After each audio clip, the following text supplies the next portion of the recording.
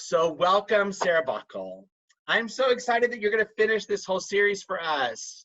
Oh my God, you should agree to do it. Bree did a great job. Everybody's done a great job. But no, I kind of wanted it to be you because, listen, this class in particular, the senior class, which is 13, is probably my most Illinois-centric class, and a lot of them from Chicago. So a lot of them have similar biases to you. So I think but now I'm in New York, so. But I know, but I'm just saying, so it's a good, I think a lot of their questions are good for you. Also, I started with, 2010 with Evan, and I'm going to end with 2010 with you. I'll just start by saying I like that your curly brown hair is back, because I missed it. Anyway, so let's start with just anything you want to share with us. They've been looking at you, they've been studying you, they probably know more about you than you want them to. Plus, I reference a lot you guys, so they've heard stories. So tell us what you want to, and then we'll go into questions, do whatever you want.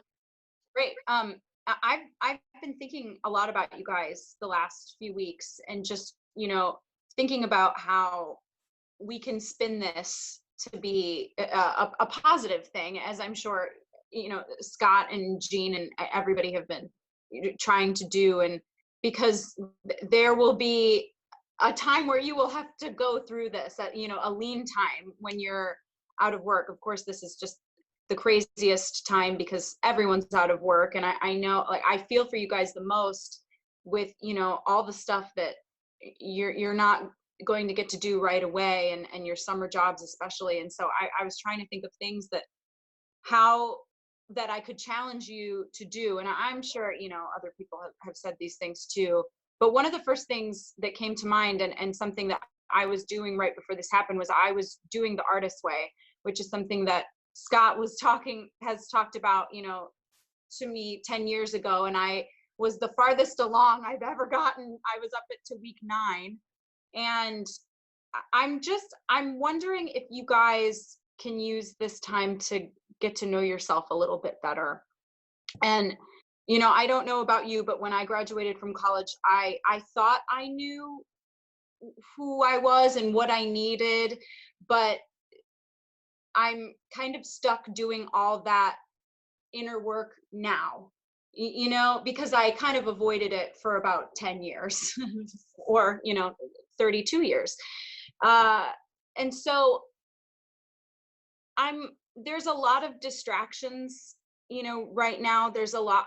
I've been thinking a lot about social media and our whole community putting things up online and trying to do, Zoom concerts and all these really great, good things to keep us going, but it's not really going to fill our need, because we all need to be in the same room together. That's the basis of our art.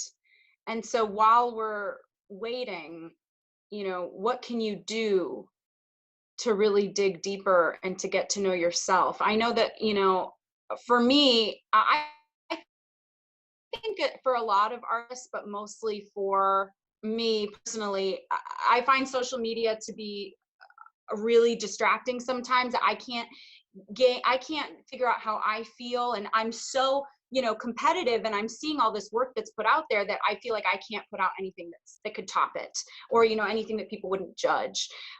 So while I do think it's really important to be producing something and creating your own stuff, maybe it's time. I don't know. I would just encourage you to kind of use this time to get to know yourself a little bit better and to find out what you really need. Is it a routine? Is it reading the books that you've always wanted to read that you didn't have time for in school? Is it are you interested in movies? Is it, watching those movies that you've always wanted to see? Is it taking these virtual classes? It's just, stuff to, oh my God, there's his son. Sorry, I just see him in the background. Yeah, I made some notes, so I feel like I'm being what's the word? You're being perfectly Bockel. I'm not being very eloquent, but that's not me. So basically what I'm trying to say is you have no choice but to get stronger. So you might as well do what you can right now. There's so many things that you can control, and there are very few things that you can. And so find out what those are for you and kind of stick to them. Just really milk them for all you got. And I can let you know what ways I'm doing that. And I'm trying to work towards that. And, yeah. Is that okay? No, that's awesome. You're awesome. Okay, so and Eden says hi. Then She's a little lady. Yeah, it's crazy. Okay, so I'm gonna just start in the questions if you're okay with that. I tried to organize them in a little bit of a way because they all put in questions, but some of them kind of came in last minute. So they should be kind of put together in a little bit of a way, but I'm not ever sure.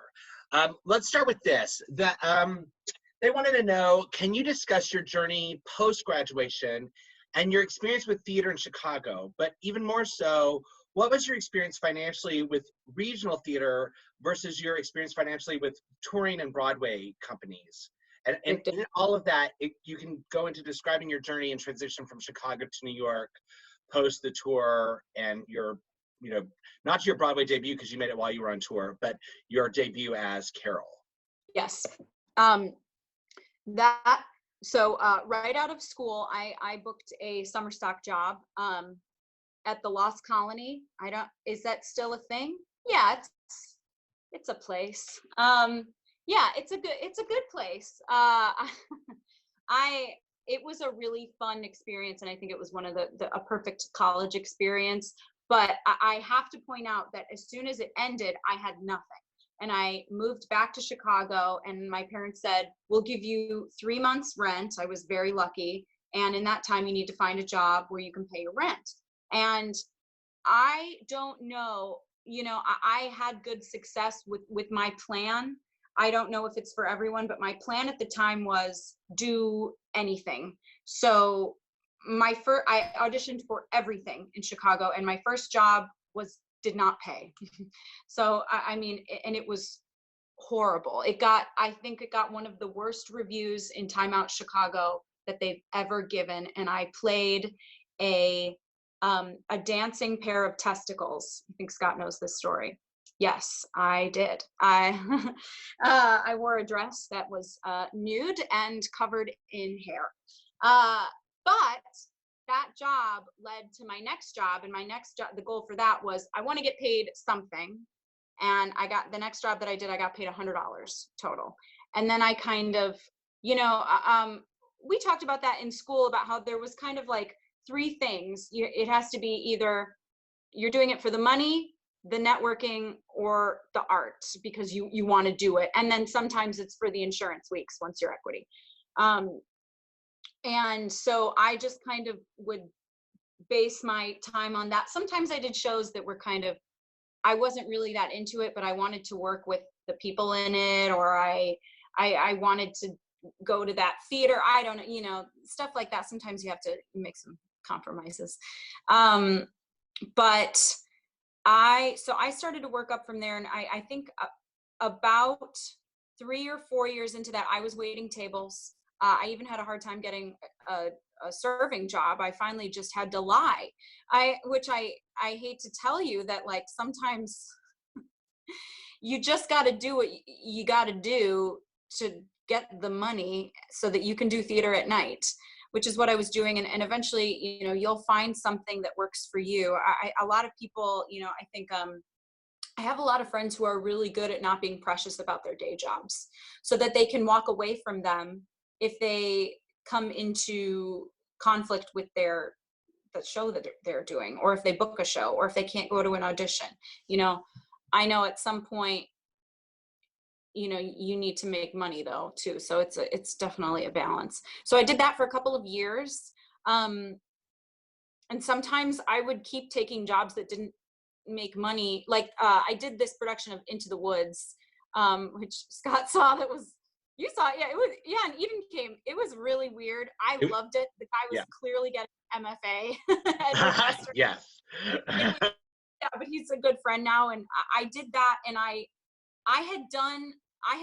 just also want you guys to know that I had submitted to all the Chicago agencies 3 times.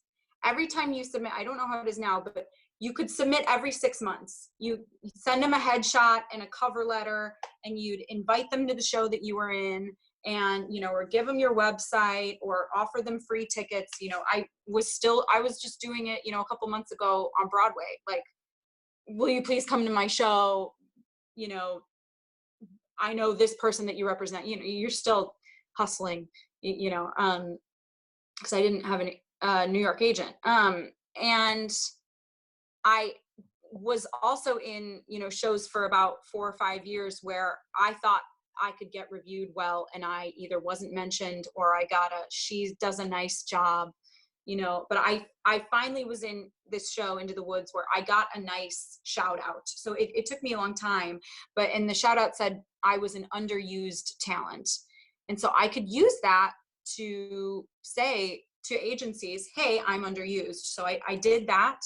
I had an agent come and see the show, and I had several, and none of them took me except this one guy that kind of like believed in me. I got lucky in that way. And then he took me, and I auditioned. When I auditioned, they took me on, and he said, we actually think you'd be really good and beautiful. So I sent in a tape, but that was like over a year process of sending in a video in May, not hearing anything till October, flying myself to New York, having them be like, we like her, have her come to our general auditions. So I flew in again, and I got the understudy job, which was perfect for me. And I do feel very grateful for that, because that was a lot of luck and a lot of, you know, working up to that kind of audition. I definitely wouldn't have been ready. I didn't think about it much when I made the tape. We didn't even make tapes in 2014. We still weren't, I had no experience with self-tapes then, you know, so I went into the office. I remember talking to you. I remember talking to you. I was up in Eden's room, and I was on the phone, and you're like, I don't understand. This doesn't work for me. Yeah. Right. I've since gotten pretty good at doing tapes, but I also took my agent's self-tape workshop, which was very helpful. I wonder if even he'll be, and Jim has come to talk to you guys. Have you, Jim McCaffrey, has he been to this group since Sandy left? He hasn't been down. Okay. Well, I should see if he'd do something like that. But yes, that's a good, I'm gonna write that down. Jim. But I got really lucky, and I flew to New York several times, and that was fun. I did ask them to pay for the 3rd time I flew out, which was very risky, but I don't regret it because they paid for it. So another lesson I learned, you can always ask. It doesn't hurt to ask, just be very polite. Hopefully you have a good agent that doesn't make you sound like a jerk. That can happen too. Yeah, and then I went on tour for 4 years. And something that I really felt like I learned at Wesleyan that really, because a lot of people got that job and were like, oh, I'll only stay for 6 months. I'll only stay for 6 months, and then I'll have my tour credit, and then I can go be on Broadway. Well, that's not how it always works. And also, tours pay some of the best money that you can get, because you have a per diem and you can essentially live on your per diem. Do you want me to break that down, like equity minimum and all that stuff, Scott? Sure, you are more than welcome to, because there are lots of questions about this. There's lots of questions about money, so.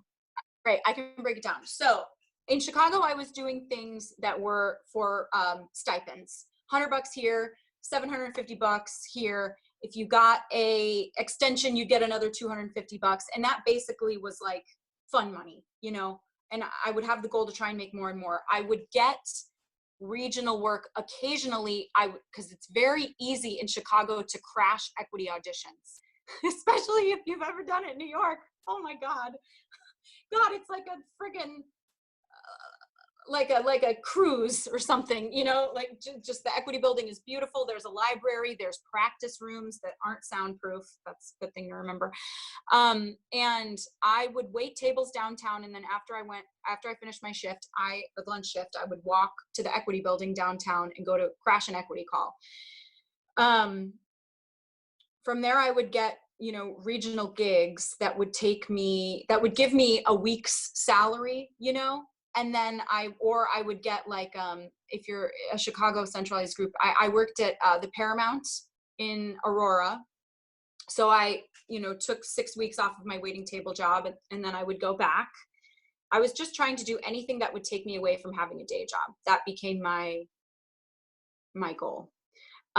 So that I was non-equity for all of that. So I made non-equity salary. I made like, you know, $400 a week at Paramount. When I understudied $1 Million Quartet in Chicago that ran for 7 years. I was doing that for 9 months. That had one equity contract, which was the female understudy, that paid $500 a week. That paid for my life in Chicago. And then I, you know, quit all my day jobs, and that was a mistake. I got a little overzealous, but then I went on tour a year later, so I was okay. Tour works, a production contract tour. There's, you know, several contracts. I'm sure you've talked about this with Scott. The highest is production. That's the Broadway Tour, and I was very spoiled because that's the first tour I've ever done. That pays Broadway amounts. So as an ensemble understudy, I was making Broadway minimum, which then was $2,100 a week. On top of that, I think that's right. Or was it $1,800 a week? I think it was $1,800 a week. And then on top of that, I got an extra $100 a week for understudying. And there's all these other things in equity that you'll see. Like, we went up on a platform, so we got risk pay because we had to walk upstairs, some goofy stuff like that. And then on top of that, you get $900 a week for per diem. So that was, after living in Chicago, it was pretty easy to live on the $900 a week and save. And you know, I'm not the best person to talk to about kind of climbing and making strategic moves. If I can get a job and stay at that job and just save as long as I can, that's what I did. So, and I'm really glad I did. I left at one point. I quit after 2 years because they hired a girl. I was 28 at the time, and they hired a 23-year-old girl for me to understudy. And she was really amazing, but I was kind of, you know, my ego took a hit because I had been working on the show, and I didn't like that this girl fresh out of college got the role. That was an important lesson for me to learn. And I left because my agent told me that sometimes you have to leave for them to remember you exist. And so I left for 5 months, and after 5 months, they came back and offered me the lead after she left. So that was worth it, but it was a risk. As soon as I left, I regretted it because I regretted the money. Yes, so I did that, and then I can talk a little bit about, so while I was on tour, after I left, I'm so sorry, you guys. After I left, I got lucky, and they needed somebody to cover on Broadway for 5 weeks. The girl that they were going to have come in was doing a show off Broadway, and they thought it was going to have been closed by the time that she was doing In Transit, which was this a cappella thing, and it stayed open for longer than they thought. So she wasn't available for, you know, 6 weeks. So I came in and I covered for her, and that was my Broadway debut. It was awesome, but also so scary because the show that they do on Broadway is not always the same as they do on tour, or it's never the same. Even though, as much as they'll try and streamline it, I'm seeing, like, you know, you just have to do different things for the spaces that you're going to be in. So that was really fun. They told me under no circumstances would I ever be going on for the lead, which was funny because then when I got to play it on Broadway, the stage managers were saying, just so you know, this never happens, which is goofy because it's theater and anything happens. So always be ready. And then I got lucky enough after I was playing the lead. They want the current lead on Broadway. Her name was Shalina Kennedy, and she is Canadian and she is from Toronto. So when the tour was in its 4th year, going back to Toronto for the second time, they wanted to boost ticket sales by having her play the lead. So they asked if we could switch places. I would go to New York for the Toronto run, and she could go and live at home and be in her hometown. So I got to make my principal Broadway debut, which was awesome.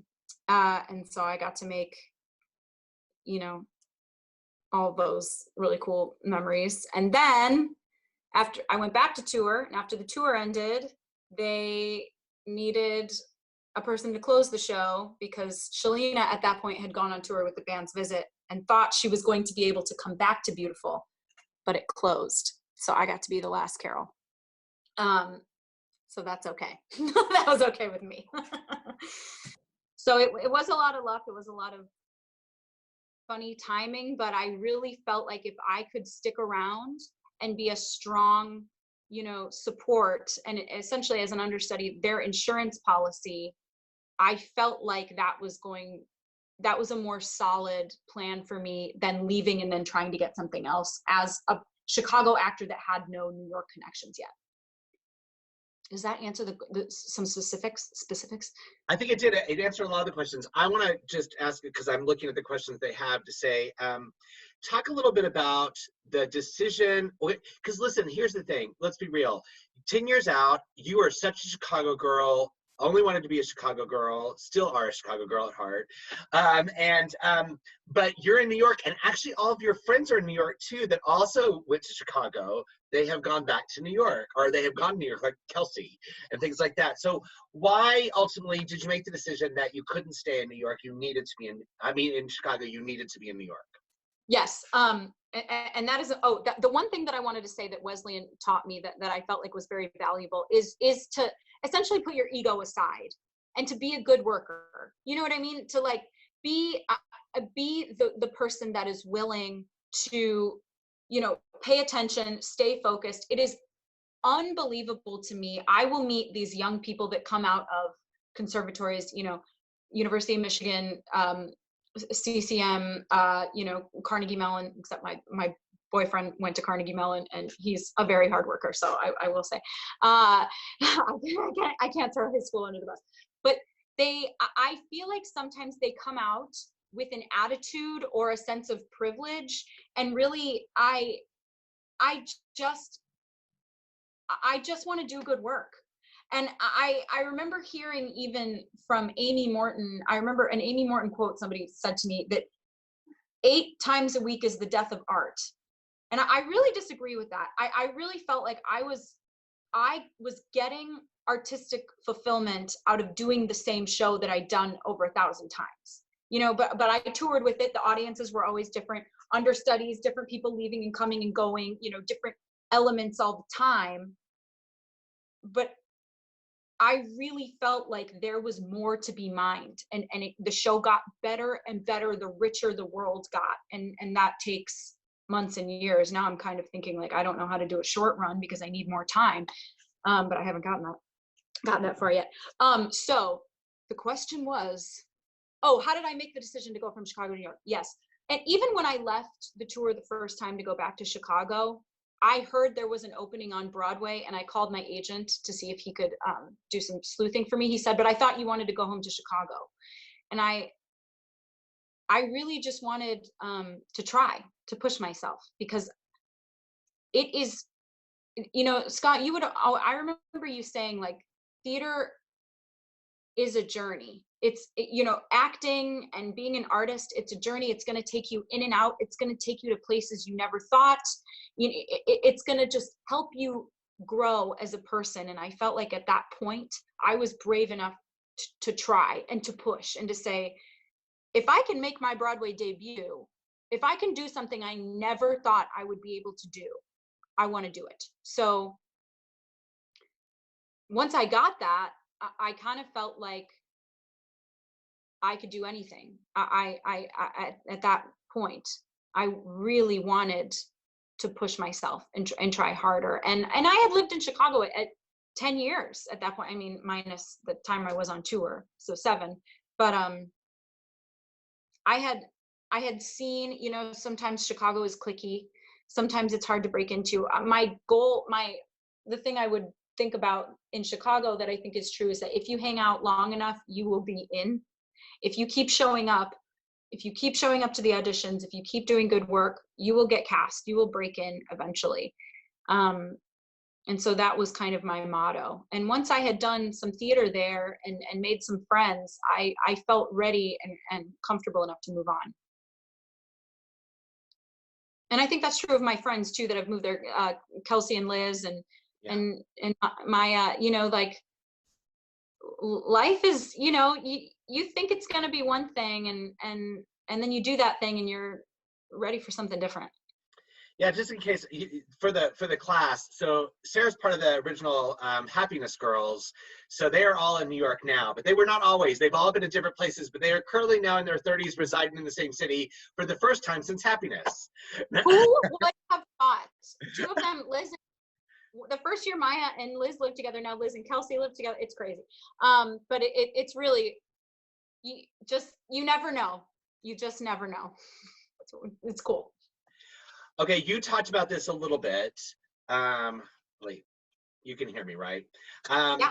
What are the struggles or benefits to being with the same show for such an extended period of time and doing multiple tracks within that show?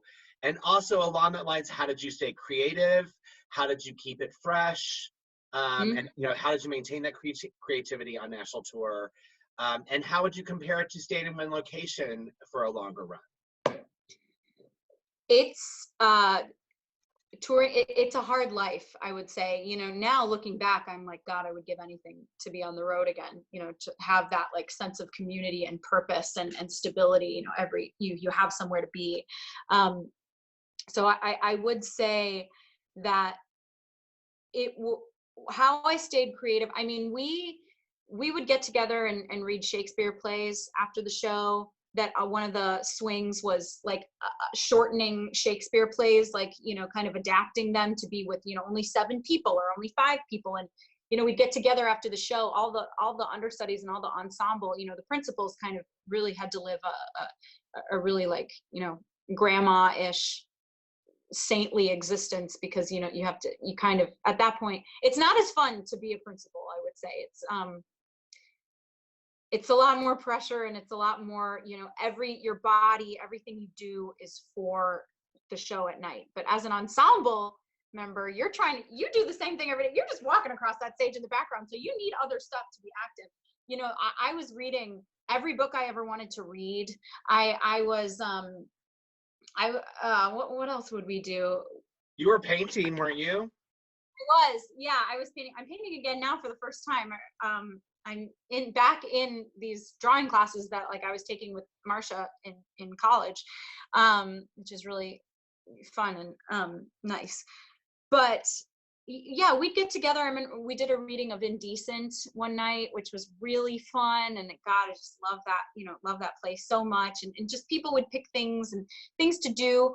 I would also, and this is one of the resources that I had for you guys. In Chicago, I was part of a Meisner studio. It's a Meisner-based studio called Black Box Acting. I really, really love that studio. And I felt like it was the next step for me after college to kind of grow. I had some blocks up that I just couldn't get through. I you know, and I can talk more about that. But I would apply their method to every scene in the show. You know, like, what are my wants? What am I trying to get? What am I walking in with? You know, and then so while I was watching Abby Mueller, the woman I understudied for the longest, who is like a good friend now, and also just like I could watch her forever. I learned a lot from her. I would try and see how she did it and see, you know, specifically, I guess I kept creative by watching the show and thinking about, I would think about the show constantly and what can I do? How did she do that? And, oh, I want to see her face with this little 5-second moment. And how does she get to this place? And you know what I mean? Like, as I was talking, or as I was watching. So that was a helpful thing to stay kind of, you know, in the play constantly. And I would try not to bother her, you know, with those questions and try to figure it out on my own. I was very like, you know, people are crazy. I was figure that out. Some understudies are crazy, and I didn't want to be a crazy understudy.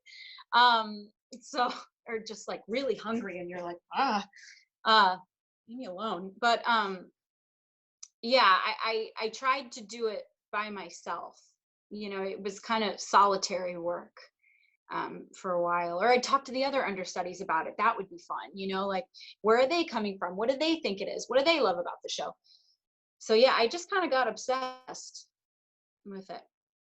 That's how I stayed active on tour. And then once you get in a show that you can do in one place, you can really enjoy, going to work every day. When the show was in Chicago for 3 months, so I got to live in my friend's apartment that was in my neighborhood and enjoy the commute, not going downtown, not to wait tables, but to go to the Oriental. I really got to appreciate those things that I never thought I would get to do, and just enjoy like cooking and knowing where the grocery store is and knowing where my yoga studio, or whatever, and plant my plants and like little things. I have my therapist says that what's really helpful is to have 3 to 5 things that give you self-worth that aren't your job.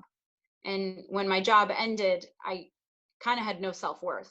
Because it was my life was so wrapped up in the beautiful. So I kind of had to adjust and kind of have some interests and some hobbies and some, things that make me feel like I was still creative and still, fulfilled. Did that answer everything? It did. Let's go. We're going to go back to Wesleyan for just a minute now. And then we're going to work our way out of Wesleyan, because I think that's the way to kind of get all these questions in. Okay. I'll be shorter. Oh no, you're doing fine. That's why but this is why we feel like 2 hours seems so long. I'm like, no. We will use it. They want to know, what is the biggest lesson you learned at Wesleyan? What is your most memorable moment or show from IWU? And what is the most influential thing that you did at Wesleyan? And what did you take away from it that helped you in your career today, class, performance, otherwise? Yes. I would say the thing that one of the things I feel like is so valuable at Wesleyan, and I kind of already said it, was that like I really felt like I got there what I got out of there was that I wanted to be a team player.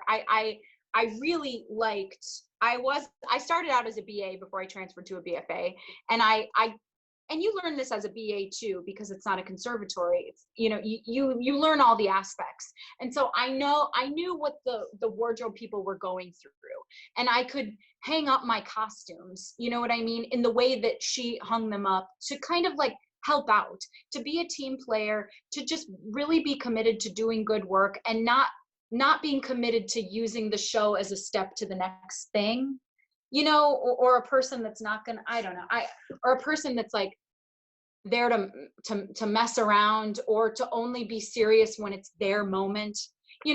One thing I felt like I learned during Of the I Sing was how to be an ensemble background player and like have your own story and do your own thing while not stealing focus and throwing your focus to what's happening, so that you're still interesting, you're still going through it, but also you're not distracting, because that sucks too.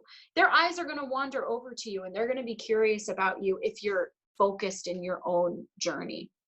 So I definitely learned how to be a good ensemble member, and I learned not to have an ego, and to just be a person that was like ready to work.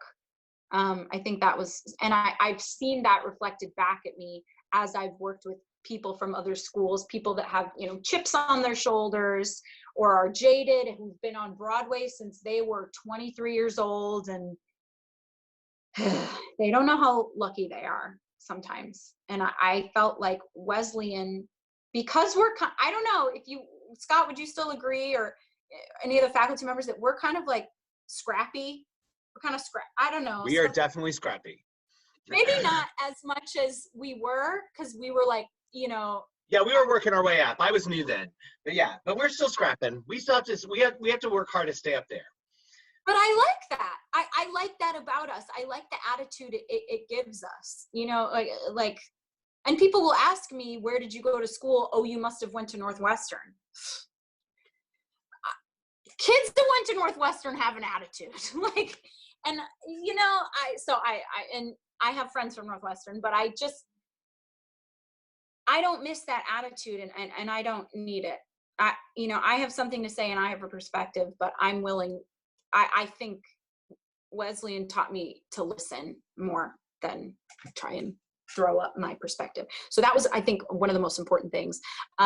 You know, one of my favorite moments was doing, what's that show? Passion, which we did. You know, I feel bad talking about it because it was the senior year, second semester show, but I did learn things from every single show I did at Wesleyan. I was really lucky, and I got to do a pretty eclectic mix of shows. I did, we did Of the Icing. I did Res Sisters, which was First Nation women in Canada. I did The Man Who, which is this really kind of cool vignettes of people in a mental hospital.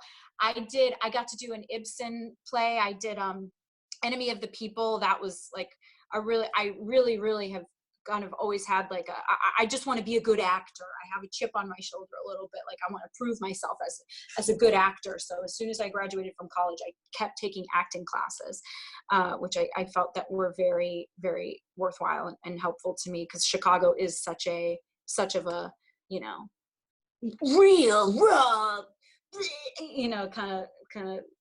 That was a good Tom Quinn. Real raw. You know, what does he say? What is the thing? You know what I mean? Yeah. So just so for you guys to know, Tom directed Of the Icing. That's why, I mean, not Of the Icing, Enemy of the People. That's why I brought that in. Hey, and you also got to do Working. You also got to do, was it Leonce and Lena in yeah. Yeah, that was Buchner. We did over May term. That was really fun. Yeah, I got to do a bunch of different stuff. And then I played Fosca and Passion, and Scott directed it, and it was with my, you know, two best friends. And it really was, I felt like it encapsulated a lot of my training. Like it was very physical and movement oriented. It was very acting forward. It was a lot of work with Sandy on the vocal technique, because it was kind of out of my range. Since then, she's dropped in, but at the time I couldn't hit those low notes. So age is coming for me. And yeah, I was able to kind of integrate a lot of stuff that I had worked on in movement and voice and acting all together. And I was really, really proud. I want another crack at it, but I feel like I could, you know, do better now. But at the time it was a huge challenge, and I was really excited and grateful to do it. It was a special show. Okay, let's see. What else do we have going on here? What is something you wish you knew about the business before you had officially entered it? Like, what is something you feel like maybe you didn't get from Wesleyan that you kind of wish someone had said to you, that you could share with them now? Yes, and I was thinking about that, and what I really feel like it is, and it's not that I didn't get it from Wesleyan, it's that I had to learn the lesson myself, and I think all of you will, was that it's all an opinion. They're all opinions. You know, it's just getting the right person to have the right opinion. You can have your own opinion about yourself, and you can hold that precious and dear. And I feel like something about the business is that people speak sometimes in absolutes, or whatever the New York Times review said, or whatever the Chicago Trib said about the show. That's what it is, or about the actor. And sometimes, you know, it depends on what the actor does from show to show to show. Maybe that's not their role. Maybe that's not their show. But I really feel like if you can take that to heart, that everyone's got an opinion, everyone's going to make one about you, and let that go, because they're all going to be different. So it's a hard lesson. It's hard for me to learn, you know, and I'm still trying to get around it. That's a good one. That's a really good one. Okay, let's go into talking specifically for a moment about, no, before we get to Carole, because we have lots of questions about Carole. Oh boy. What did you get, when did you get representation with Stewart Talent Chicago? And at what point in your career should you seek representation? I think this is good for you to talk about, because I remember when you got representation and that struggle, but I also, when I saw you closing the closing weekend of Beautiful, the same night that I was there, you also had somebody that you were seeking representation from. So I feel like I've witnessed a lot of that with you. Yes, and what a journey, yeah, I had a hard time because, I'm a normal looking human, white girl, curly haired, brown haired girl, and for a long time, I kind of was like, oh, no one's interested in me. I have nothing special to offer. I'm just another actor. I'm a dime a dozen, blah, blah, blah, blah, blah. Shut up. Tell that voice to sit in the back and shut up, because you all have something, precious to offer that's unique to you. You can find out what it is and you can capitalize on it the best that you can, or just keep it precious. But I had applied, I think, at least 3 times for agents. And when I got that one agent to come at Stewart, his name is Jim, and he's one of the agents in the legit department, and he's kind of like my champion. He believes in me. After he flew to New York, and he came to me, and he flew to New York to watch me in Beautiful, and we hung out afterwards, and we were having some drinks, and he said, what do you want to do? What do you want to do? And that's a good agent. I'm an agent that believes in you and is willing to kind of compromise and work with you about what you see for yourself, and also how you can, help them, because it is a symbiotic relationship.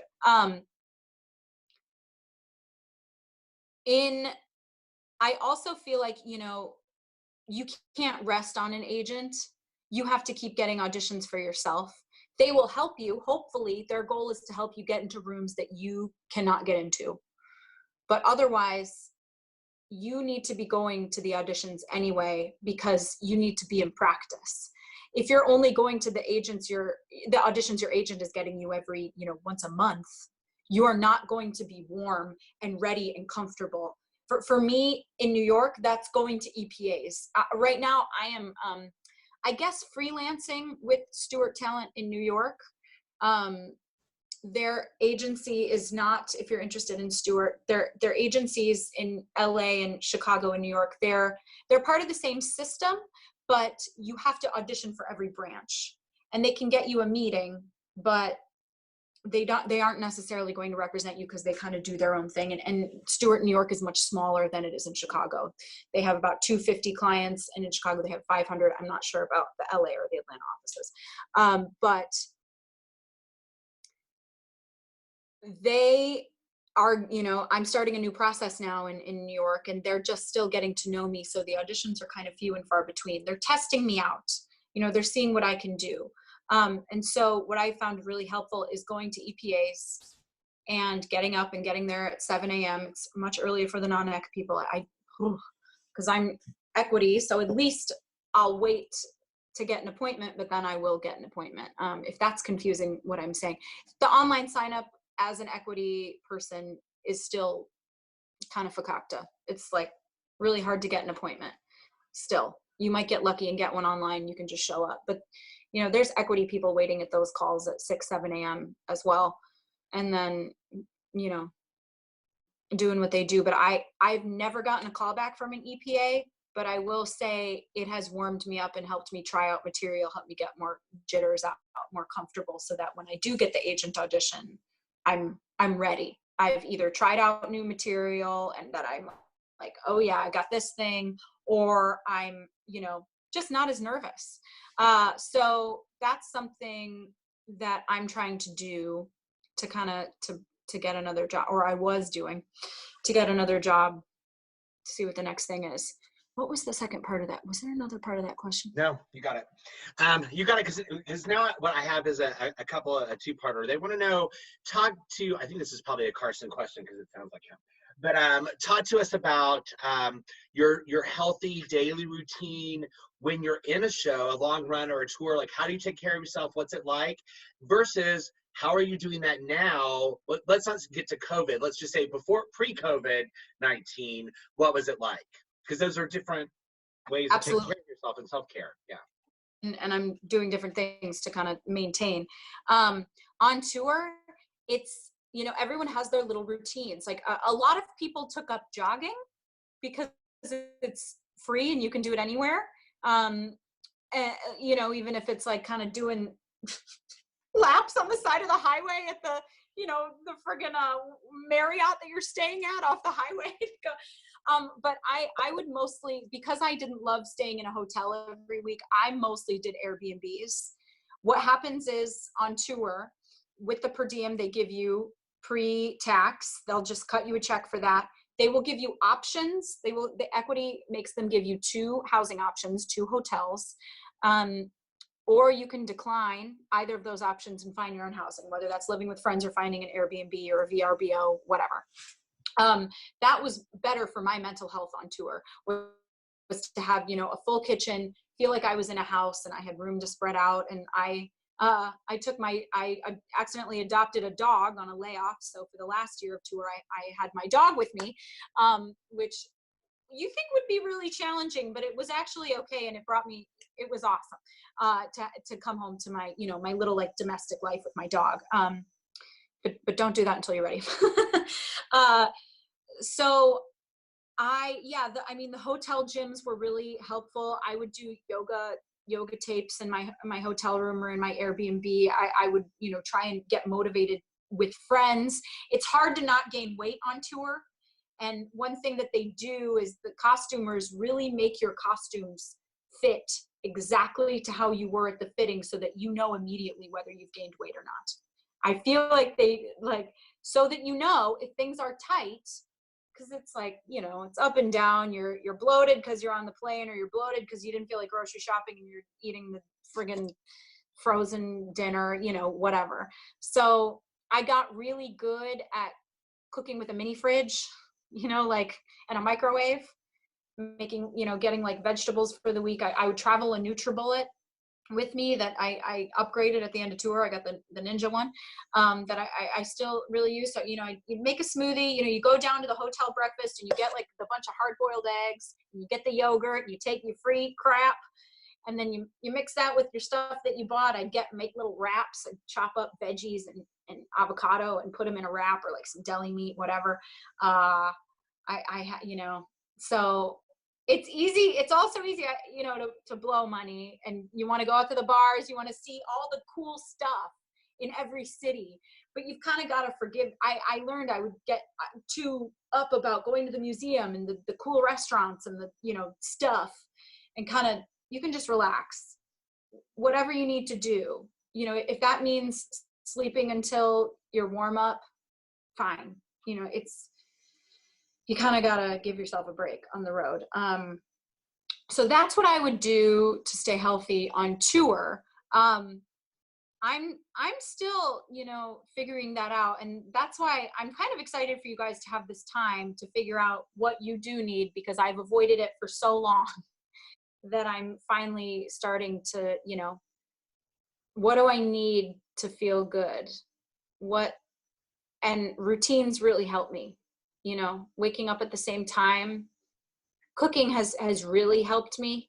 Planning my meals I decided to do Weight Watchers just because I was making every meal at home anyway. So I might as well, you know, work on that and kind of get in shape while this is happening, because I need to make myself feel good and productive in a small way for myself. Because like sitting at home, like having pizza and baking, that's what I did for like the first couple of weeks. I just kind of felt like a potato, you know. I didn't want to do that anymore. So I don't know if any of you are experiencing that, but Papa John's, whew, you got to watch out for him though. He kills endangered animals. I don't know. I'm not judging, because that garlic sauce, right? So, okay, my Papa. Okay. Oh, Papa, my Papa. I don't get it, but maybe you guys do. Garlic butter. Yes. And yeah, it's definitely a journey. It's definitely a journey. Unmute you. I am unmuting me. Okay. So now we're ready. It's because, you know, I don't want it to flip to me on the screen thing, you know, because nobody needs to look at my big head. So because I sighed. So let's talk a little bit about Carole, because they're very interested, and your experience in Beautiful, and that's a big part of your career. So here, let me see, where's my Carole King section? Here it is. What was your favorite part about being Carole?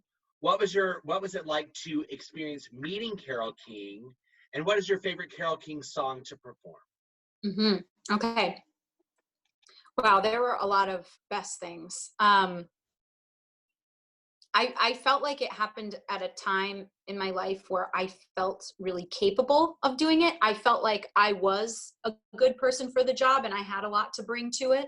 So it was really cool to be able to be put in that driver's seat, to be given, you know, some control, and be like, I really loved that, you know, kind of like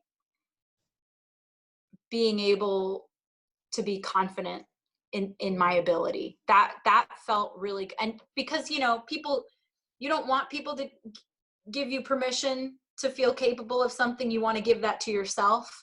But boy, when people give it to you, it makes you feel good. You know? So it was a lot of pressure though. And it was, you know, you start the show alone on stage every night. And so you better be present and open and warm and ready to go. And sometimes you aren't.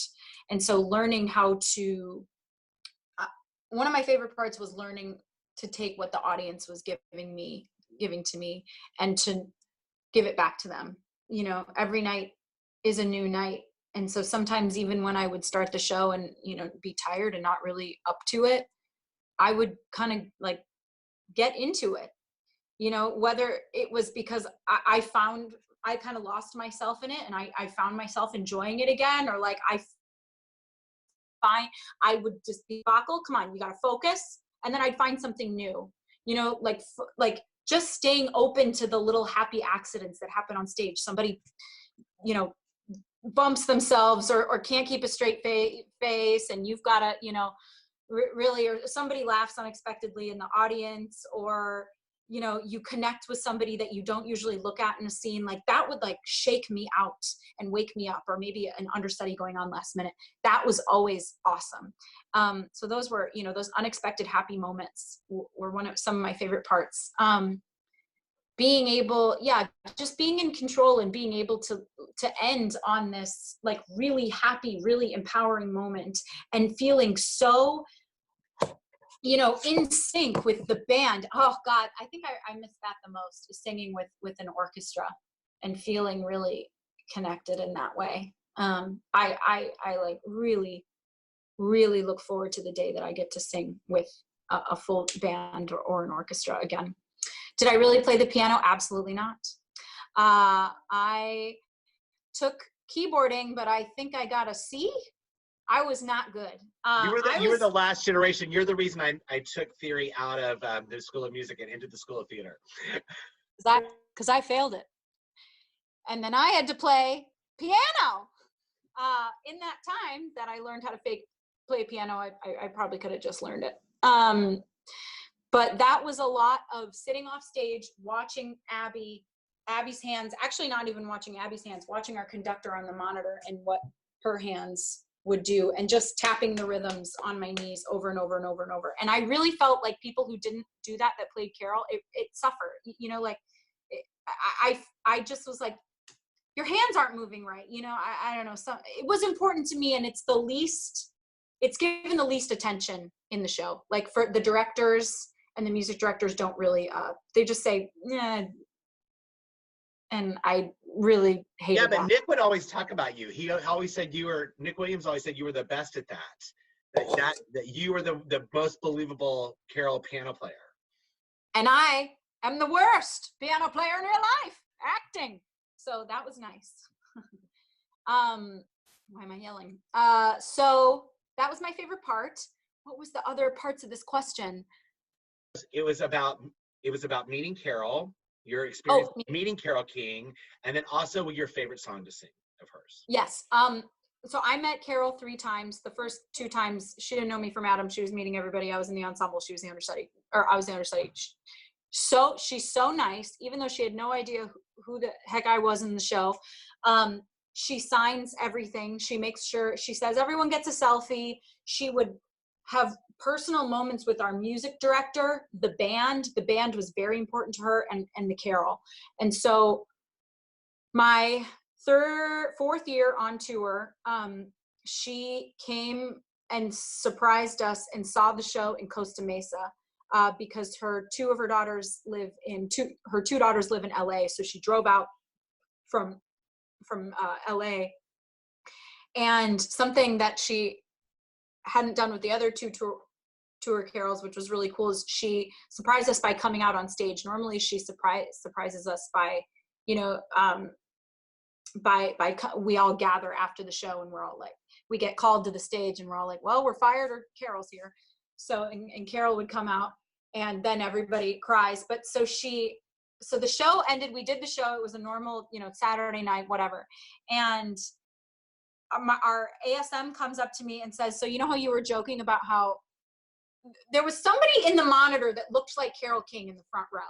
And I was like, it's not Carole. And she goes, you know how you were joking about that? Well, that's not Carole, but she is actually here tonight. Everyone else had bowed, had gone, was already on stage. So she's like, no one knows, but we wanted to tell you so that you know to stop, because the ending part of not the entr'acte, but something will start to play and we all exit. She's like, that will not play. So just know that. So I started crying, and then my dresser started crying because they couldn't tell. My dresser's a good friend of mine, and they couldn't tell her because they knew that she couldn't keep it a secret from me. So we go out. I go out to bow, and everyone's like, you know, does this to me, which is always weird. And they see that I'm crying, and so they're like, dun dun dun. Like, what's wrong with you? And then I walk out. We do the bow. I'm crying the entire bow. Everything stops. I'm just looking down because I can't look at anyone. Everyone's like looking at, I think Nick conducted that show too, Scott's past student. And she comes out and everyone, you know, freaks out. It's really cool. And she talks to the audience, and then we sang Earth Moved Together. But it's, all the pictures are terrible. I couldn't stop crying. I had imagined this moment for years and years and years. But then, like, meeting this person that's, you know, changed your life, but she doesn't know how she changed my life. But yeah, probably, but it's okay. It's okay. I mean, we're fine. So you were just in the middle of it. You were crying. The pictures were terrible. You were crying. Yeah, it was awesome. Yeah, she talked to me a little bit. Can't remember anything she said. I didn't know she was coming, so I was wearing like a flannel shirt and sweatpants to work. And I said, I wish I would have dressed up for you. I'm sorry. And she said, oh, that's why I wear black everywhere. And she, and I would travel her tapestry. I had a couple of her records, but I had a tapestry recording with me. And so my dresser brought it to me, and she's like, you remember, you got to get this signed. She's amazing. And, she had a pen. She was like, oh, I have a Sharpie just in case for these things. Like, she's just, you know, they say don't meet your heroes, but I mean, she's a good one. Awesome. That's awesome. Okay, what's your favorite song to sing of hers? It's Too Late. That's always like the jam. I feel like I like singing Beautiful at the end too, because I would think about all the women in the audience, and I wouldn't, you know, about what an empowering song that is at the end to sing. And you know, usually I felt like I was singing it as a lesson for myself as well. So that was really cool. I liked It's Too Late also because it was the first song from Tapestry in the show. So it was just, you know, I would hear the reaction. And I actually know how to play that one a little bit, so I felt more comfortable. That's good. Okay, well, let's talk a little bit more about where am I? Okay, so how do you recommend going about? Well, no, let's go back. They had some awareness of your situation, because I've used you as an example about people who are really, really talented, who maybe didn't book summer stock, that these big, huge warehouse auditions didn't go well. So they wanted to know, how did you get over the hump of not getting summer stock until you finally did before your senior year? And then what did you do with your summers? This is more for our juniors, Mm-hmm. and for everybody right now, actually. But what did you do with your time when you weren't, booking those things? I And what do took you class. do with your time now that when you don't book? I take class. I go back to class so I can learn something new, or right now I'm starting a voiceover Zoom class, because I'm gonna try a new skill, try to learn a new friggin' skill and get my home studio together. But this is another thing that I was thinking for you guys. I take classes at one-on-one NYC. The website is one-on-one NYC. And, typically you have to be there in New York City, but all their classes are virtual now. And so they also have a studio in LA. So now everything is open up to LA and New York. So if you're interested in that as well, they have a ton of stuff on there that, you have to audition for the studio, but I don't even know if they're making people audition anymore. My one friend just sent in she had a reel, but I'm sure you could make a self-tape of you doing a monologue, which is always good to have now. I would also go see shows.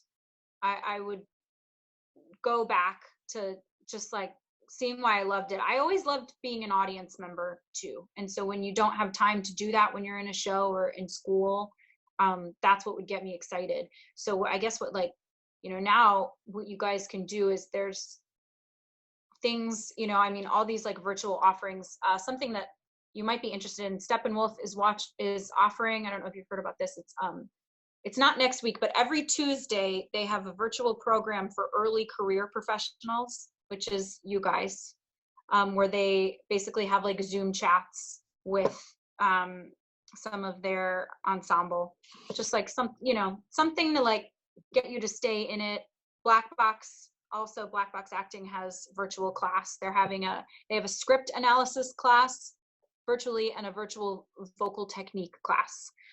So that's something that, I just tried to keep myself busy. I tried to use it as a time when I was home to audition whatever they had auditioning over the summer, too. I guess like right now, Kelsey, one of my roommates in college, was saying once we can have small gatherings again, she really wanted to get and have like a monologue practice session and then put our monologues on tape so that they're just there. Like she has like 6 Shakespeare monologues. So she wants to just get a really good take of all 3 of those so that when this stuff starts happening, I just like really want to be prepared. That's how I'm kind of thinking. Like I want to be, I want to have like my auditions ready. I don't want to get cold. Because I was not really I played Dolly, and I got that Nebraska gig. That was my first one. That was junior year. I'm just not like a showy MT girl look. That was never me. So I did have trouble at those cattle call auditions. I was never the person getting like 32 callbacks, and like struggling to make it through those. I auditioned for Rocky Mountain Rep 5 years in a row. And I finally got my job there, and I loved it. And I love that company a lot. They love but you. Like, yeah, they've been very nice to me, which is great. And they were like, gosh, how did you audition 5 years in a row? And I'm like, I don't know. You didn't cast me, but I also didn't fit into rep seasons because I'm a terrible dancer. I'm a good mover. I remember Jean said I was interesting once. She said I was an interesting person to watch. And you got your splits your senior year. I remember when you got your splits and you were so excited. One leg. But then immediately I went to a summer stock and I had to fall into a jazz split and I friggin' strained my hamstring and it's still bad. But whatever. So I just really tried to keep my nose to the ground and know that like that's not my thing. Jean told me I was on her list once. a good list or a good list. Yeah, I'm still a mover. I still can emote and like whatever. But I would love like I'm just terrible at holding combinations. I liked the warm up and I liked the across the floor and I loved modern. I liked doing that. Anyway, who cares? But I tried not to let it get me down because I knew I wasn't an ideal candidate for those jobs. Okay, so Travis, who just made that comment, is also a composer, and he writes musicals. We're doing one of his world premiere musicals, his first full-length musical, and it got canceled. Fun, yeah. But so he did ask the question, and I will ask it just so they know that I do ask all the questions they ask. If you would like to be in a time-traveling musical, because that's what it's about. I'm not going to take that as a serious question. However, you have done some original work. I mean, Winter of the Fall. So I want to talk about that. What is it like? You've often played roles that are outside of your age range, that are a little older, more mature, not just, mostly at school, but also you tend to play roles that are very complicated acting roles, that are very kind of emotionally, they kind of have an arc to them. How do you attack all that? How do you do that also while you're singing? How do you come about, singing these songs? There are several people who, some of them went to see you and missed you, but other people went to see you and did get to see you, and they're like, she was just so present. She was so emotionally raw and there, and that's so hard to do while you're singing 9 songs. But I'm thinking about, I got to see you in Floyd Collins. Of course, you did Passion for Me, but also you did Parade. You do a lot of these when you were the understudy in Violet. I mean, you do a lot of these women that have a lot that they have to deal with. How do you go there, and how do you make it work? What has worked for me so far is I do this thing. It's called the box that I learned at this black box technique. But basically what it is I am trying to figure out what the character's want is in every scene. And there could be, 10 wants, but I'm trying to find the one that most resonates for me. So basically it's simplifying.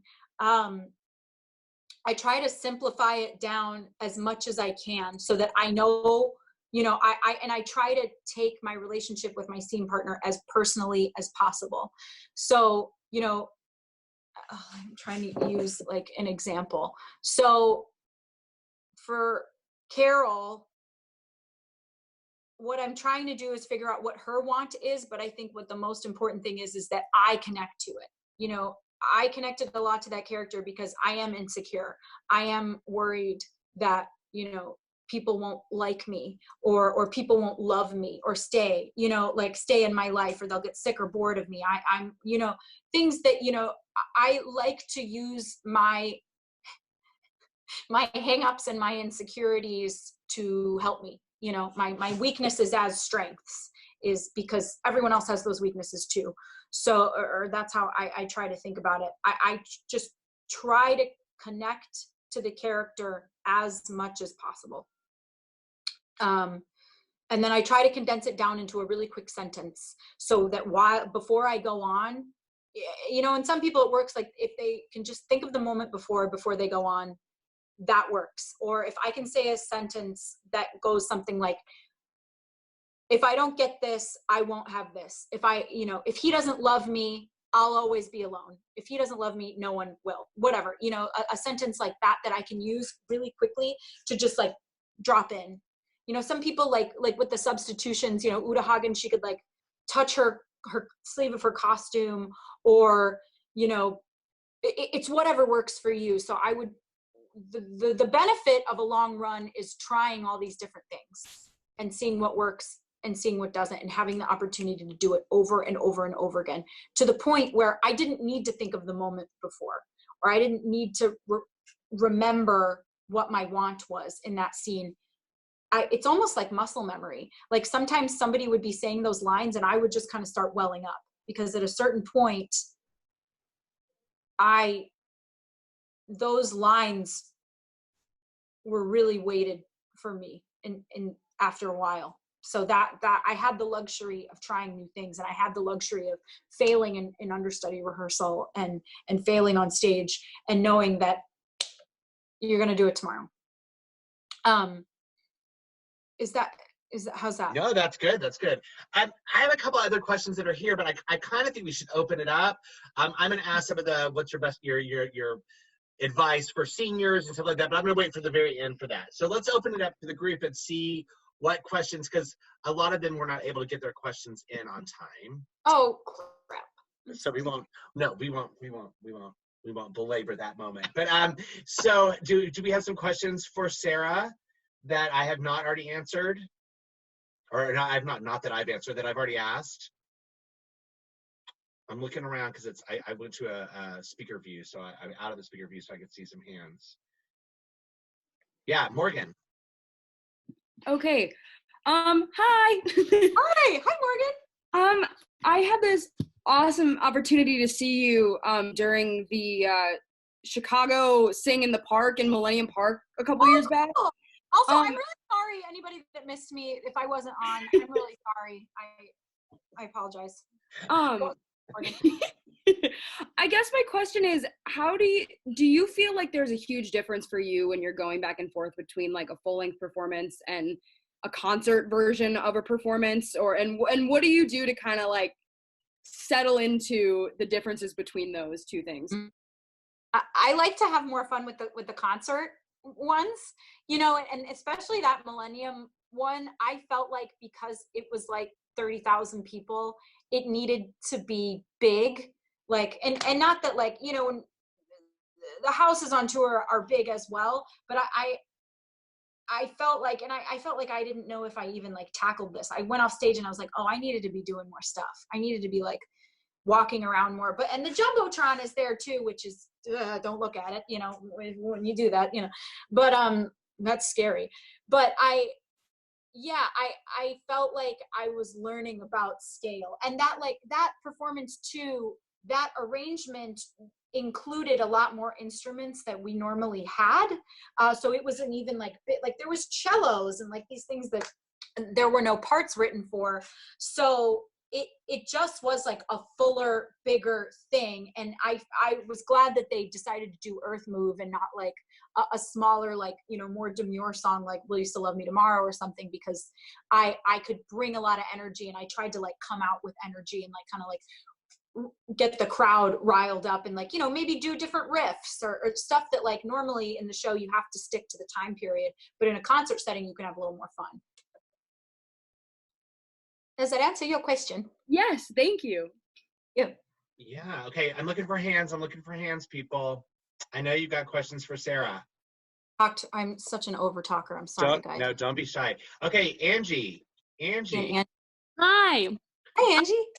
I was gonna ask, how is it different playing like a real person and still trying to like bring yourself to the role versus like, you know, a role that is like a fictional character? Yes. I think that you kind of need to like divorce yourself from that mindset that it's a real person. I gotta be honest with the person, or true to the person, because they cast you, so you have an essence that reminds them of that person. So I kind of had, for my own brain, had to treat her more like a character, the character of Carole, and kind of like let myself dream a little bit, because I'm never going to be what she is, because I'm not, and I don't want it to be an impression or some weird, you know, I guess impersonation of her. It needs to come from me. So I would try to emulate her sound. So in the scenes, I would connect it to myself in her circumstances. But then when she was singing, I tried to mirror her vowel sounds and her kind of more specifics. You know, once I got used to singing that amount every day, I kind of knew when I could back off and when I could growl a little bit more at the end of the week if I had more to give, or if I needed to, like, you know, I had note options too. So I could kind of play with it every night, as long as I was also sticking within the 60s, 70s time period. Thank you. Yeah. Okay, let's elaborate on that a little bit though, because I think it's interesting for them, because you know Wesleyan, we have these really short runs. Yes. So you know, there's not that time to like really expand on these things. But what was it like? What I mean, it was a lot. It's a big scene. I mean, there's no way around it. That Beautiful is a big scene. And you've done a lot of big scenes, but it's a big scene. How was it getting kind of the athletic side of it, getting the vocal where it was comfortable in you, that you could do those things, you weren't hurting yourself, you could be consistent? And what were the requirements? Where were the restrictions that you found on that equity level versus when you're creating something on this non-ec level, where it's just all about creativity? It's like, oh, we can take license, but you can't, on that production content. I was very lucky, and I had a very incredible music director on the road that was different than our MD on Broadway, who is also the MD on Broadway, is also the arranger and the composer of the original, I mean, not of Carole's stuff, but he's kind of like the boss man. And so he was pickier, but he's, his name is Jason Howland. He actually wrote Little Women, the musical. He's super cool and super like brilliant about music. And so we were really lucky because he and our music director, Sue Draus, really wanted to keep the energy of like, we're recording this for the first time with the band, like that kind of off the cuff kind of feeling. And they would both pull you back if you went too far. I would end a line on a different, you've got a friend or something. I had like an option, and she was like, I think you really need to end with the melody because it makes sense. Because it's the last line of the song. You can't really riff on it. She would let me, and I had some options in Natural Woman too, because Abby is such an incredible musician. She sang things in a higher key. And my voice is just lower. And so I would have her same options in a lower key. But I couldn't take them every night. And I was lucky enough that I didn't have pressure. I could do it if I wanted to do it. I would do it like at press things. So if I had a press thing early in the morning where I was singing a lot, I wouldn't do it at night, or I wouldn't do it on like matinees some days. I was very lucky in that. But we would have people that would take crazy riffs, and it's like, it's not the 90s. Oh no, let's give her another minute. It's not the 90s, and she froze. Okay, here we go. We're ready for I'm you. back, baby. Okay. You're back. Yeah. So you said 90s. You left off at 90s. Yeah, it's 70s rock, so it's just a different genre, and it's definitely more boring, for music theater performers that want to like have big stuff, big riffs, or keep it different every night. But it's a lesson in sticking to what works and what people are there to hear. So yeah, and so I mean, yeah, that's kind of that's good. Sometimes you have to be respectful of the material. Awesome. Let's see. Let me open this up to see some hands again. Show me some hands, people.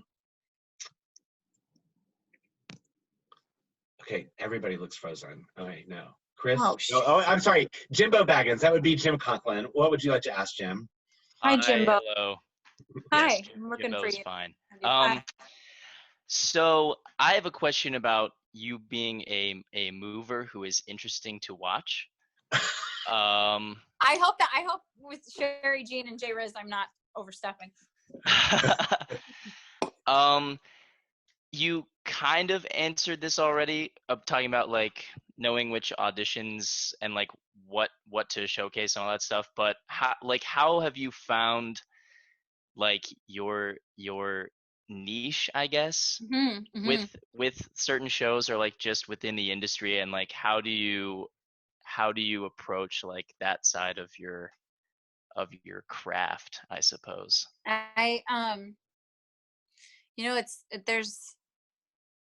It's like I find the shows that I like I'm obsessed with, and I love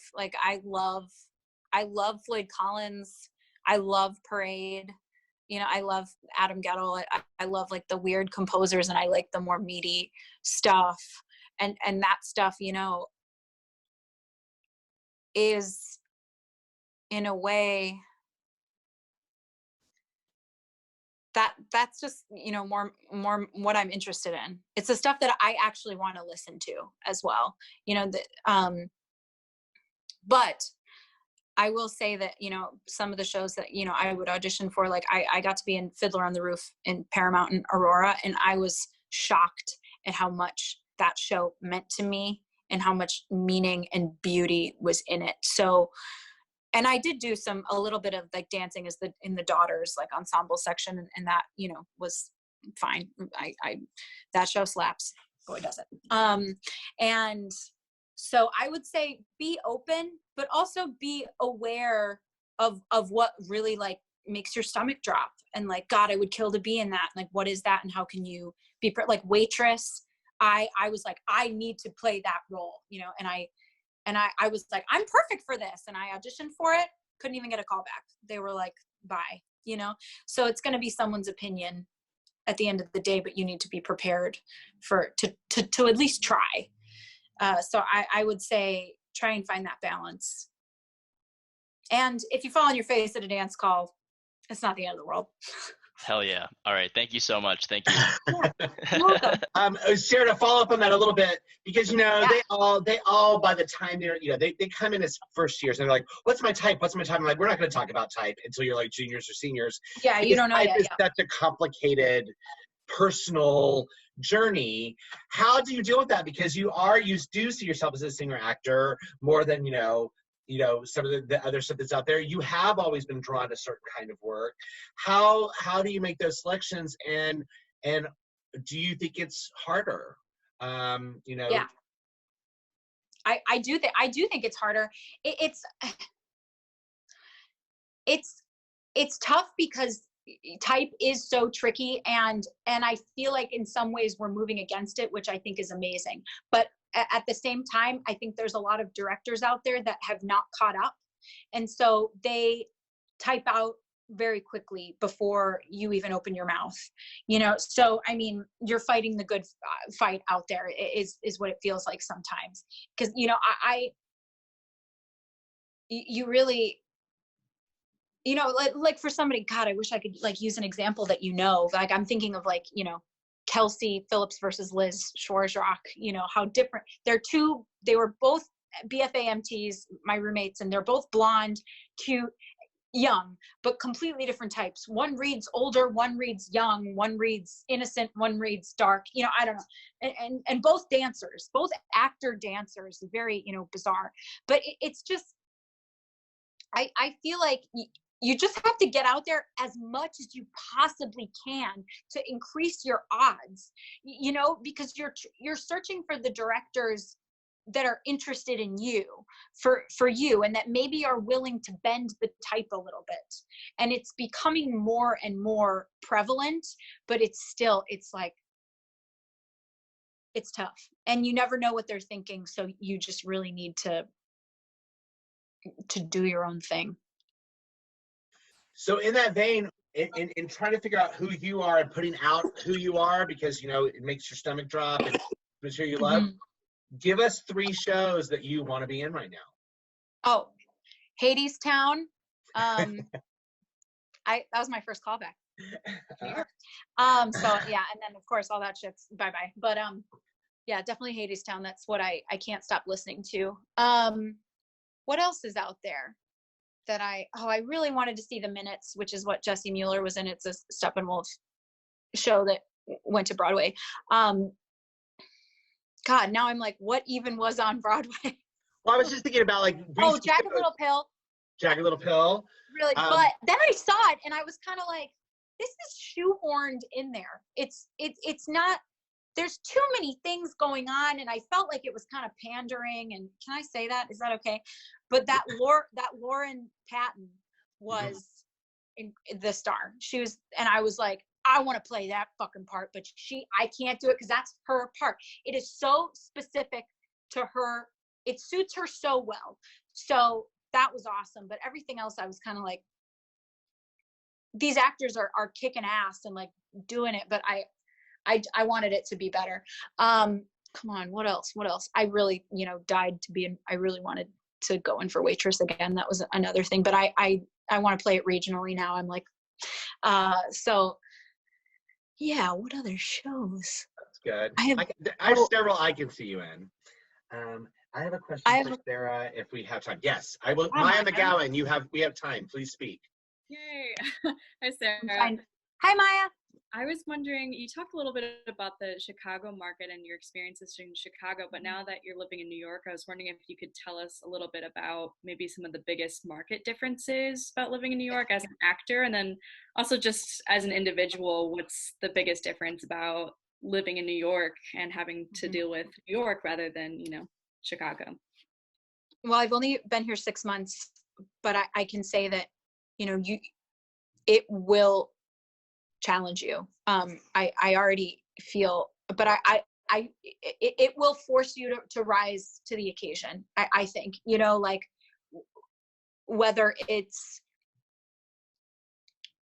just the sheer amount of people, like I thought as an equity person getting there at 7 a.m., I would be the first in line for an appointment. There are people that will get up earlier than you. They want it more than you, and I also thought, it nudged me down a peg. There was a part of me that was like, well, I have a Broadway credit, but it doesn't really matter. They're looking for their specific thing that they're looking for, and you might, whether or not you have a Broadway credit, you're it or you're not, so it's still kind of a numbers game, and it's looking for the people here that are willing to take a chance on you, just like it is in Chicago as well. But it's challenging me to really have faith in myself and believe in myself, because you get, just the grind of it, you get knocked down, or, people don't have time to communicate with you as much as in Chicago. Like in Chicago, my agent will call me, we'll talk, we're friends, I know his husband, blah, blah, blah. Here, it's like, I can't even get anybody on the phone for a minute. It's too busy. It's like, be as efficient as possible, do it on your own. That your agent has, too many things to do, so you need to do it yourself. And that, I guess it's just more of like a do it yourself mindset for me. It's and I'm excited about being here, and I want to stay, and when things go back to whatever they become. But it's definitely a challenge. It's, but I feel ready for it. So is there more specifics that I can do? Can I be? That was great. I was also wondering maybe about, in terms of living situations in New York, if you found that was very different from living in Chicago. More expensive, definitely. More cockroaches, definitely. It's challenging, but I live in this little pocket. I live on 185 and Fort Washington, which is in between Washington Heights and Inwood, and it is way, way, way at the top of Manhattan, and it is quiet. And that's, it's learning like what you need. Do you want to be in the bustle of it because you love New York City? Then maybe you should live closer to Midtown, or, but I was looking like for something that when I got off the train, I could feel like I wasn't in Times Square, where there's lots of dogs and babies, and, people are bustling, and, it's still got that New York City feel, but it's a little bit more mellow. That's what I needed. Yeah. But yeah, it's more expensive.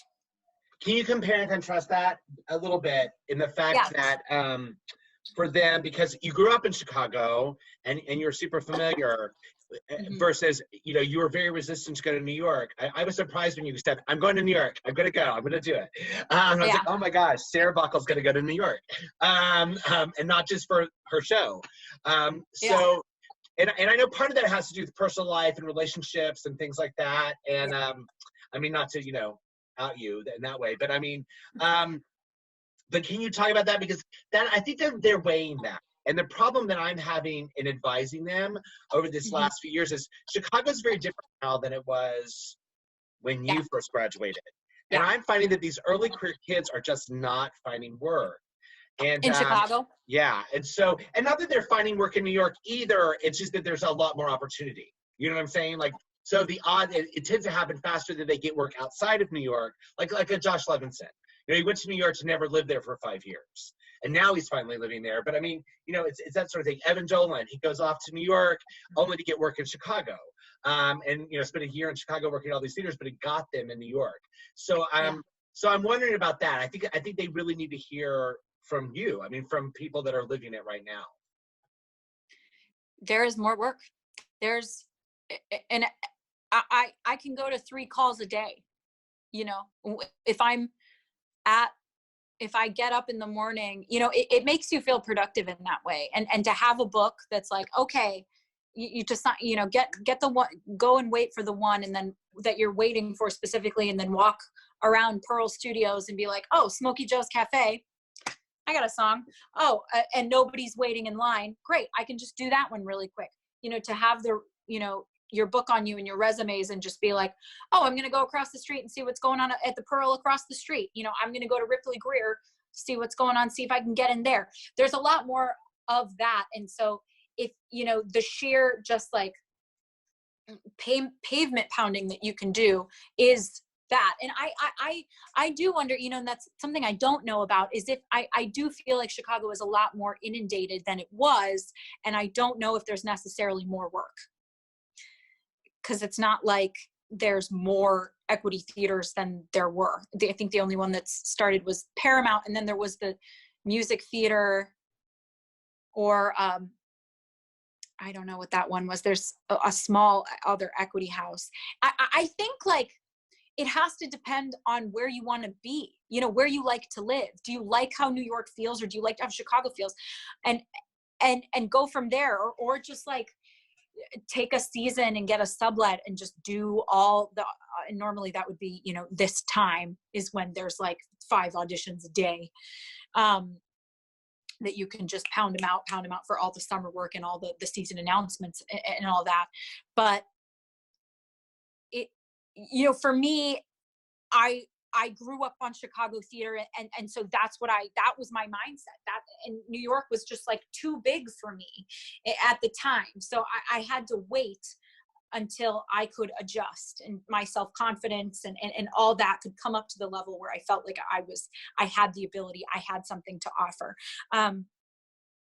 So it's a tough personal call, you know. I don't know.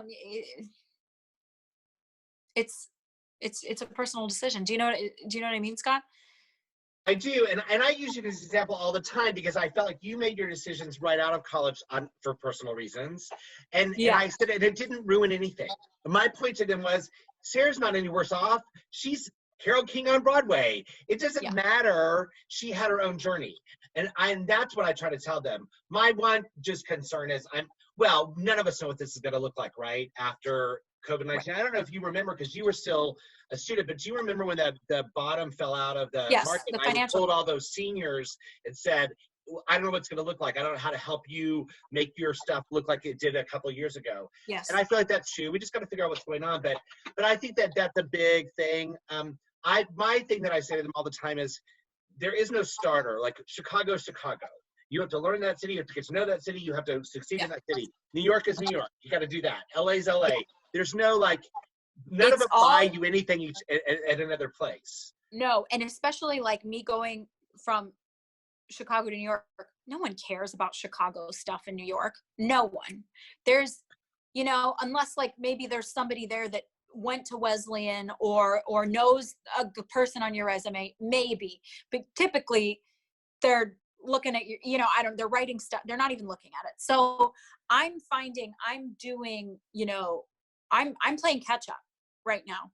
You know, I'm so grateful I stayed in Beautiful for as long as I did, because I have such a big network of people that I know in New York now, which is great. But those aren't casting directors or you know, or choreographers or music directors or anybody. The only people I know, everybody is associated with beautiful. So I'm really having to go out there and like take these one-on-one pay-to-play classes, workshops, anything where I can get to know casting directors, and like I'm just trying to lay groundwork. So because I didn't do that before. There's other people that have been out there that came out here right out of college, and they know every casting director. They've been seen by him and them by every EPA. They've seen what their work. They can comment on the work that these people have done. You know, I didn't know who Bartlett Shear was. I saw To Kill a Mockingbird, and I was like, oh, To Kill a Mockingbird. I was like, whoops, you know, because but I know all the Chicago directors, but that's not helping me in New York. So wherever you go, and there's people that go to LA, you know, that then are starting over in LA. There was like a mass exodus, I feel like, a few years ago out of Chicago for LA and New York. People like had done it, weren't getting any farther in Chicago, and were like, peace, I need to make my living in this way. So I don't want to work a day job anymore. I'm looking for the next thing. I've kind of hit the glass ceiling, you know, and I've seen people do that and then go to other cities as well. So it doesn't necessarily have to be your starter under any point, you know, but I think there are ways that you can be smart. I know a lot of people that have gone out to New York and they don't pursue theater anymore, you know, which is fine. They do whatever wherever their lives are going to take them. So I would just say, wherever you go, really just try to really dive in to that city and get to know it, and get to know the people in it, and the work that is being done in it, and see if you like it, and see if you can see yourself in it, because it's only going to matter in that city. I think that's very good advice. Okay, we could maybe have one more short question before I ask those final questions about Senior stuff. Advice to seniors. So does anybody have one more question? Juniors in particular? Jean looks comfy. Okay. She's in her office. Hey, Sarah, that's the director's office now. We painted it red for her. Ooh, I see. There, I found Jean. Yeah. Okay. Hey. So, okay. Well, then I'm gonna get to those final questions. Great. For Sarah, which are the ones that they asked, which are, what is your best advice for seniors? What's the one thing that you really think they should know as they're about to start their journey? I want you to know that even though maybe your summer stocks your jobs have been canceled and your plans are kind of up in the air now, but you are going to have to deal with that at some point anyway. Once I got home from my summer stock job, you know, I'm 23 and I'm like, now what? I'm starting, it's going to be fine. Theater will not go away. People are going to need it once we have a vaccine, whatever. People are going to crave to be in rooms with other people. That's what I'm hoping, and that's what's keeping me alive, because that's what I want. I cannot wait to go and sit in a dark room alone with a bunch of strangers and watch a bunch of people sing at me. You know, like, that's what I want so badly. And so I just want you to use this time to be creative if you want to be creative. Listen to yourself, do some self-work, whether it's with Artist Way or taking classes, or do the things that you've always wanted to do that you haven't done yet. You know, make a list of those, whatever it is. And because this thing is not going to be forever. So you're getting a head start on your starting from the bottom, you know? And that's exciting. You're going right into it, and you're going to learn lessons from this time that you will carry for the rest of your life. So it'll be worthwhile, I think. If you could speak to your 22-year-old self, 23-year-old self, is there anything that you would have done differently in those first few years, as far as, oh, if I would have made a different choice maybe about this or that? These are not big things, but little things that might be instructive. I'm still working on it. I would have done the work sooner on liking myself and liking, really knowing my strengths. I think it took me a really long time to realize that my weaknesses are my strengths. And so I would tell myself that, like, there's a place for you in the world. You will find it if you keep trying, and to not get bogged down with what everyone else is doing. That, and social media just exacerbates that for me. So I have to take breaks because I love to see what everyone else is doing. I'm a voyeur. I'm very curious all the time. I want to know what everyone else is in and up to and creating. And then I get like really distracted by it. And so that's something I've wasted a lot of time thinking like, oh, I can't do that because somebody else did it first, or I wish I had that idea. And they talk about that in the artist way too. Like, the things that you're jealous of are actually pointing you in the direction of what you want. So yeah, that's what I would say. Oh my God, I totally lost it. Wait, I gotta find it again. So that's sorry. Okay. Me too. I was listening to the sirens and it made me think about something else. I'm sorry. Yeah. No. It's so loud. Sirens always make me think of New York City. Constant.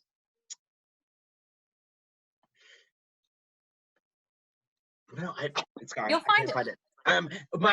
The thing I would say, because I loved what you said there about, liking yourself, loving yourself. That's always a big thing, and it's a difficult thing to do when you're in your young, the 20s, and it's hard not to look sideways and not to be comparative, to really think that, my time will come.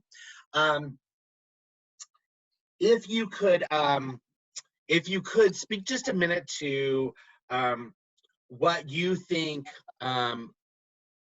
is the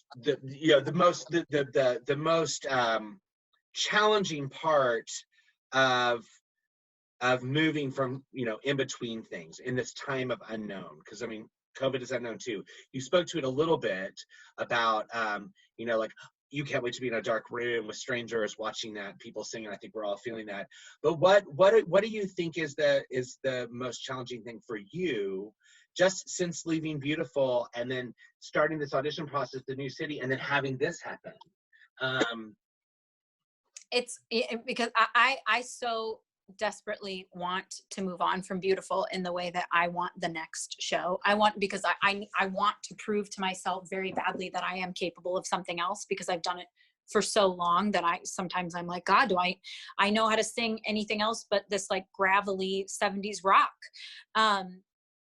And what has been most challenging about it is like I kind of mentioned it before, is finding the self-worth and finding the creativity and feeling like I am an artist and I am good enough to call myself an artist, and to keep practicing, and that I have other skills besides, pretending to be Carole King every day. So that's been, it's a challenge, but I'm trying to do it because I know that, I have a lot more adventures left. So those are my biggest challenges. And just like the ego, moving to another city, and it's just being comfortable with being uncomfortable, I feel like, and now you're moving into the next phase of your life where you're going to build, for a while after I graduated from college, I would think, God, I will never be happy again. I loved college so much, and that is the happiest that I will ever be. And now I'm just living in this world, the real world, and I fucking hate it, and it's depressing and it's hard, and I don't want to do it. I want to live in happiness with my girlfriends that, are across the country. So that took me a long time to get over. I was, I did not want to leave college. I loved it.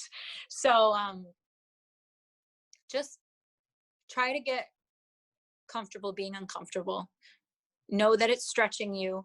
Know that it's going to make you stronger, and get to know, this is how you get to know yourself, and this is how you grow, and just It's all learning. It's all you chose a career where you will be learning your entire life. So get used to it.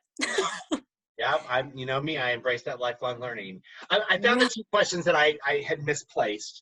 One is about personal life. How do you maintain relationships? And you know, and they come and go, but how do you have a personal life? I mean, you're currently, you know, in a relationship with somebody that you met through Beautiful. But how do you maintain these relationships? Because you've done a long distance thing, you've done various things. These are big concerns of theirs, right? And I have to say, Yes. you know, it's kind of the pandemic breakup. Like lots of relationships are breaking up, and and it's also, you also know, it's the end of college. You know, how like all of a sudden everybody breaks up because it's the end of college. So how do you deal with those things? I got really good at being long distance. And as an actor or as a artist, you are committing to kind of going where the wind blows. And so you need to be, you can do it. You can do it and you will work it out. You know, like you'll figure it out how to make it work, whether you stay with that person or not. I'm also a bad person to ask because decline. Sorry, that was potential spam calling me. I'm also a bad person to ask because I constantly date where I work. I feel like every person I've dated has been in a show that I was in or a show that I saw that I liked that person. I will say, you know, like online dating, people are very, very, they like that you're an actor and they think that they think that you must just be you're so exciting and you know, it's like, shut up, it's just my job.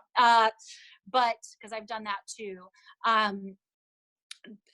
But yeah, you make it work like everything else. It'll be okay. I mean, the heartbreaks have definitely been heartbreaks and have been hard, but they help you grow just like everything else. And, you know, they kind of make you a better actor. So it's okay, you know, experiencing that kind of like difficulty. I think anybody will say like, and when you come out of it, you come out stronger and you come out having learned things about yourself and grateful that you went through that because it helped you learn something. So life will go on. It's, I feel for you guys because we all went through that too. And that was hard. I thought the question that I missed earlier, which someone asked, so I don't want them to feel like I skipped over their question, was about did you, when you finally achieved Broadway, because it's so many times, even when people say, oh, Broadway's not my dream, I just want to be a working actor, and we all say those things that are kind of self-talk, I don't want to have too much ego. Once you finally achieved that, did you feel differently? Was it what you expected? Was it anything that you thought it was going to be? Or was it just another show? It was special. Definitely. I never thought I would achieve that. That was never, you know, like I was cool. I don't know. I never even thought about it. And then when it was a possibility, it was like, what the fuck? You know, it was like it was cool to get off at 42nd Street and walk to the stage door where they have, you know, the barriers. But having toured across the country and seen all these, you know, huge houses, 4,000 seat houses and new theaters, and Broadway sometimes it seems pretty old and like the houses are pretty small.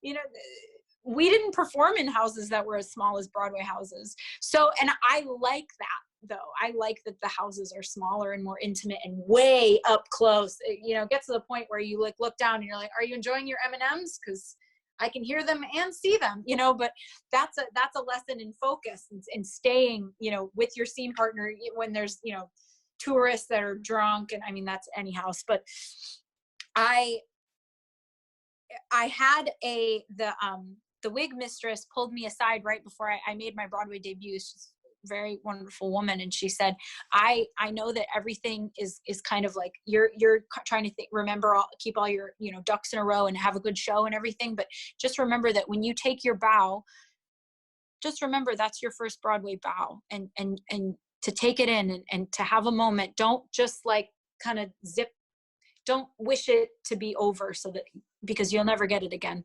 And that kind of brought me into the present and to think like, oh, I'm doing a thing that I never thought I would do.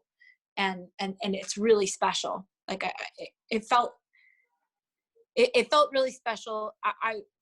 It then becomes a job, you know, you just go to your job every day. And then when it closes, you're like, you know, you walk by that theater again and you're like, I worked at that theater. I was on that stage. I did it. So it's something that, you know, no one can take away from you. So that's what makes it really special, I think. But there are many other theaters that are much nicer. than the Stephen Sondheim. But No, I will say, it was exciting for me to walk by the Stephen Sondheim and see your face on the front of it. Weird. So weird. I know you hated it, but I loved it. I was like, that's Sarah. But I will say that's a perfect way for us to end. We're at time. So I'm going to put it on the gallery view so I can see everybody. Let's all thank Sarah for spending time with us and being our final guest in this series. Oh, I think it's a really great way for us to turn around something that felt unfortunate and turn it into an opportunity for the students. And thank you, as always. You know, I adore you, and I love getting to spend any time I get to. Love you. So thank you But so also, much. email me, you guys, if you have questions. My email is just sarah.bockel@gmail.com. Like, you know, you can reach out to me. I can try to help as much as I can. I hope this was, you know, helpful, and we'll all get through this, and then you'll be like, holy shit, I got so much to do, you know. So Thank you so much, Sarah. Thank you, everybody. Congratulations, good luck on you your guys. last exam. Yeah, thank you. Good luck. Thank you, Sarah. Bye, guys.